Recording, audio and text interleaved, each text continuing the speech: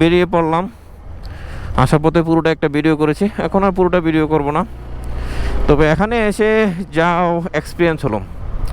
আচ্ছা, একটু দেখে দিই। এই যে দেখেন মেঘ, মেঘ কি পরিমাণ দেখা যাচ্ছে, পুরো একবার আকাশ ছুঁয়ে যাচ্ছে মেঘ, এমন পরিমাণ। যদি গাছপালার কারণে হয়তো ক্যামেরা তো ওইভাবে আসবে না, কিন্তু সেই পরিমাণ মেঘ। আমরা এখন ডাউনহিল করতেছি, এই যে দেখা যাচ্ছে দেখেন উপরে মেঘ। তো কেওক্রাডং আসার পরে যেহেতু 2 বছর আগে আসছিলাম, এখনকার আসলাম, আসলে আমাদের প্রকৃতি নষ্ট হয়ে গেছে না কি হয়ে গেছে বুঝলাম না। আগের মতো ফিল পাওয়া যায় না, যদিও পাহাড়ের ফিল তো আলাদা আছে, মেঘের যে রোমাঞ্চকরতা সেখানে অনেকটা কম। মেঘ আজকে অনেক কম দেখলাম দুপাশে, আর এক পাশে ঠান্ডা তো আছেই, ওইটা ভালো। কিন্তু আরও সুন্দর কিছু কটেজ হতে, কিন্তু আগের যে কটেজগুলো ছিল ওইগুলোই আছে, কোনো এক্সট্রা কটেজ করা হয় নাই।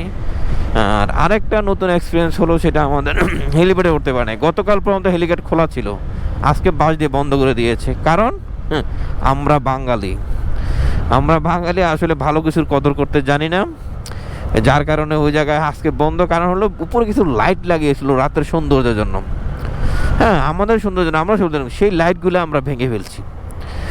আমরা তাহলে মানুষ কবে হব বলেন?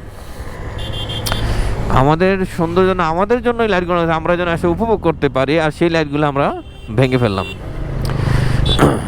অনেকে আসতেছে, এই যে নুনখাসি পাড়া, এ পাড়ার দিকে চলে যাচ্ছে, ভিতরে অনেক পাড়া আছে।